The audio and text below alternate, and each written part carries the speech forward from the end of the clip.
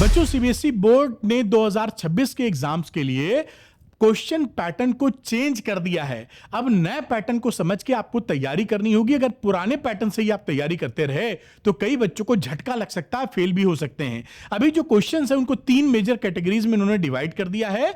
एक remembering category दी है, दूसरी अप्लाइंग दी है और तीसरी एनालिसिस दी है। इन तीनों के बारे में मैं जल्दी से डिटेल में बता दूंगा जिससे आपको पैटर्न समझ में आ जाए और इनकी तैयारी कहां से करनी है यह भी मैं आपको बताने वाला हूं। तो शुरू से अंत तक पूरा वीडियो देखिए, कोई भी चीज मिस ना कीजिए जिससे कि आपकी तैयारी ऑन द टारगेट हो। वेलकम टू अरविंद एकेडमी, मैं हूं अरविंद सर। मुझे 25 साल से ज्यादा का टीचिंग एक्सपीरियंस है, इसीलिए मैं बोलता हूं easy physics with Arvind sir. आसान भाषा में फिजिक्स पढ़ने के लिए अरविंद एकेडमी चैनल को सब्सक्राइब करना मत भूलिएगा। चलिए तुरंत स्टार्ट करते हैं।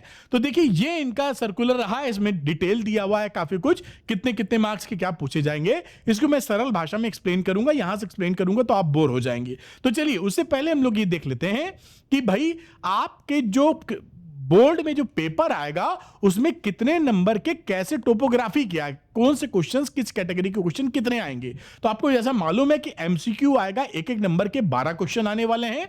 असर्शन रीजनिंग एक एक नंबर के 4 आने वाले हैं। साथ में केस स्टडी 2 आएगी 4-4 नंबर की। फिर शॉर्ट आंसर टाइप 1 ये 2-2 नंबर के 5 क्वेश्चन है बेटा।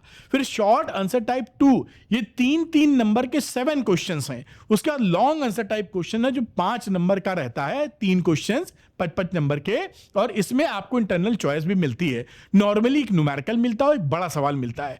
तो ये एक टोपोग्राफी है। इससे क्या समझ में आता है, वैरायटी ऑफ क्वेश्चंस हैं। जो बोर्ड का एग्जामिनेशन है सिर्फ एमसीक्यू बेस्ड नहीं है, एमसीक्यू भी मिल रहे हैं, असर्शन रीजनिंग भी है, क्रिटिकल थिंकिंग भी है और शॉर्ट आंसर है, लॉन्ग आंसर है, सारी चीज आपको यहां मिलती है। अब ये जो इन्होंने सैंपल पेपर दिया था उसके बेसिस पे अगर मैं ब्रॉडर कैटेगरी कहूं कि न्यूमेरिकल कितने नंबर के आएंगे, डेरिवेशन कितने नंबर के आएंगे, थ्योरी कितने नंबर की आएगी, तो वो भी जल्दी से निगाह मार लीजिए फटाफट। कॉन्सेप्ट एंड थ्योरी ये इसमें 25 नंबर के आसपास की है और इसमें अधिकतर थ्योरी 5-7 नंबर की तो डायरेक्ट मिल सकती है आपको। बाकी जो थ्योरी मिलने वाली है वो अंडरस्टैंडिंग या कॉन्सेप्चुअल बेस्ड होगी, कॉन्सेप्ट क्लियर होने पे कर पाएंगे। डेरिवेशन करीबन 10 नंबर के आसपास आपको आते मिलेंगे और 35 नंबर के आसपास घुमा फिरा के आपको हॉट ऑर्डर, हॉट थिंकिंग जो है, हॉट्स बोलते हैं, या न्यूमेरिकल का पोर्शन आपको दिखाई पड़ेगा। तो ये मोटे तौर पे ब्रेकअप है आपके बोर्ड एग्जामिनेशन क्लास 12 फिजिक्स के लिए। आइए देखते हैं ये जो बातें इन्होंने कही है, 3 मेजर कैटेगरी में डिवाइड किया है, ये कौन कौन सी है, उसका क्या मतलब है। तो पहली बात, इन्होंने सेगमेंट जो बांटा था यहां पे देखिए, रिमेंबरिंग वाला और अंडरस्टैंडिंग वाला सेगमेंट, और इसमें इन्होंने बोल रखा है 27 नंबर के आएंगे। तो रिमेंबरिंग और अंडरस्टैंडिंग आएगा करीबन 27 नंबर का। क्या मतलब है, इसमें आपसे डेफिनेशन डायरेक्ट पूछी जा सकती है। ये बोल सकते हैं कि भाई अंडरस्टैंडिंग में कि एक्सप्लेन गॉस लॉ, कि गॉस लॉ क्या होता है, या 1 एम्पियर की डेफिनेशन बता दीजिए। तो ये डायरेक्ट क्वेश्चन हो गए, डायरेक्ट कॉन्सेप्ट। तो ये डायरेक्ट क्वेश्चंस आपको मोटे तौर पे 27 नंबर के आते हुए दिखाई पड़ेंगे घुमा फिरा के, जो कि याद करने पर या समझदारी पर बेस्ड होंगे अंडरस्टैंडिंग में। जैसे गॉस लॉ को एक्सप्लेन कीजिए, आप याद है तो एक्सप्लेन कर देंगे या घुमा फिरा के कर देंगे। अप्लाइंग की बात कर रहे हैं, 22 नंबर का आएंगे क्वेश्चंस अप्लाइंग, जहां आपको कॉन्सेप्ट को इस्तेमाल करना होगा। बेसिकली न्यूमेरिकल्स एंड डेरिवेशन इसके अंदर आते हैं। न्यूमेरिकल्स में आपको फॉर्मूला मालूम होना चाहिए और कहां लगाना है फॉर्मूला ये भी पता होना चाहिए। जैसे कोई भी सवाल आ सकता है, गॉस लॉ के ऊपर आ सकता है, कैपेसिटर के ऊपर बहुत सवाल आते हैं, व्हीट स्टोन ब्रिज के ऊपर काफी सवाल आते हैं, मूविंग चार्जेस मैग्नेटिज्म में तो पैरेलल वायर्स जो होते हैं, 2 वायर, इनके बीच में लगने वाला फोर्स बहुत पूछा जाता है। आपको चाहिए होगा कि इंपॉर्टेंट टॉपिक सर बना दें पूरे सिलेबस का, तो नीचे कमेंट कर दीजिएगा। मैं इंपॉर्टेंट टॉपिक भी 5-7-10 मिनट में आपको बता दूंगा। पूरी बुक के 25 इंपॉर्टेंट टॉपिक, वो लगभग उसी के आसपास मंडराता है पेपर। चलिए, तो यहां पर आप समझे कि आपको न्यूमेरिकल्स करने हैं और डायरेक्ट डेरिवेशन भी आ जाएंगे। किसी का भी डेरिवेशन दे सकते हैं, जैसे कि कैपेसिटर का कैपेसिटेंस निकालो पार्शियली फील्ड डाइलेक्ट्रिक के साथ, ये भी कोर्स में आपके है। तीसरी बात, एनालाइजिंग, इवैल्यूएटिंग एंड क्रिएटिंग, ये 21 नंबर का है।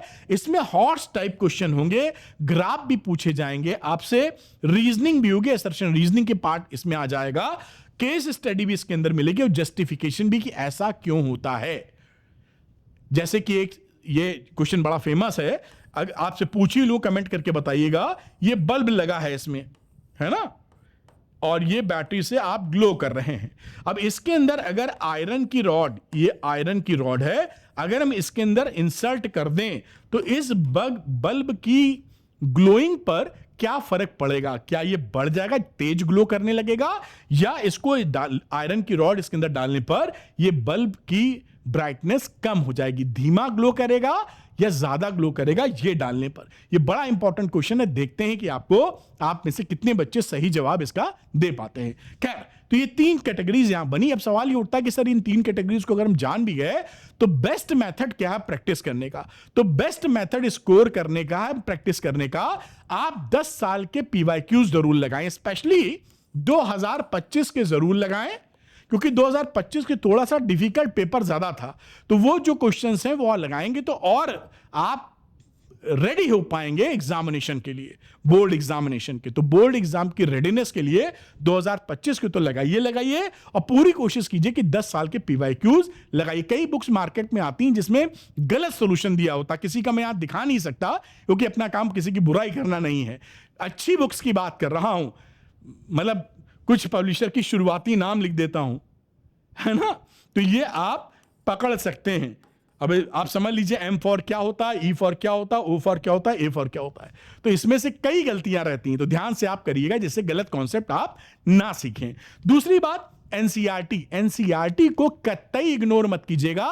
एनसीईआरटी के 2 पार्ट आप समझ सकते हैं, एक तो एक्सरसाइज और दूसरे एग्जाम्पल्स। बेटा ये जरूर लगाइएगा, बहुत सारे क्वेश्चन एग्जाम्पल से डायरेक्ट आ जाते हैं।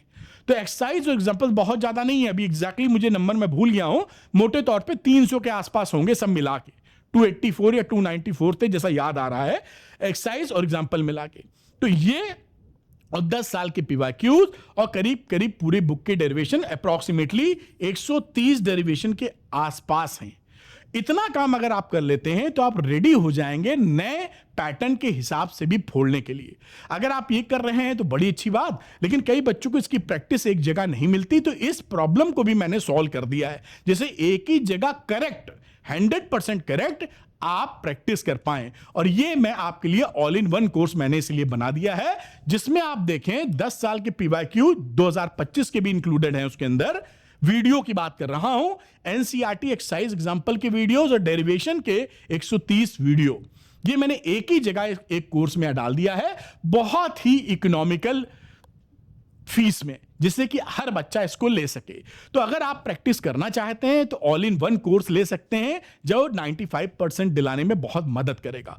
और कई बच्चे होते हैं कि सर नहीं प्रैक्टिस नहीं, हमें पढ़ना भी है क्योंकि हमने अब तक पढ़ा नहीं है, तो उसके लिए आप द्रोणा ले सकते हैं। द्रोणा के अंदर ये ऑलरेडी ऑल इन वन वाला पोर्शन इंक्लूडेड है, यानी all in one course Drona के अंदर शामिल है, तो आपको ये तो मिल ही जाएगा। इसके अलावा आपको live class, doubt solving, hand written notes, revision के लिए नोट्स, फॉर्मूला शीट, असाइनमेंट, सारी माइंड मैप, सब कुछ मिल जाएगा जो कुछ पढ़ाई के लिए आपको चाहिए। तो आप द्रोणा लेकर अगर पूरी चीज पढ़ना चाहते हैं, अब तक ज्यादा पढ़ाई हुई है, तो आप ज्वाइन कर लीजिए और आज से ही शुरू हो जाइए। तो मिलते हैं द्रोणा की क्लास में, अपनी प्रॉब्लम दूर कीजिए और 100% अभी से स्टार्ट करेंगे तो आप 95 से ऊपर जरूर ला सकते हैं। Wish you all the best, लगे रहिए और फोड़िए paper. Thank you, good luck to you, bye बेटा।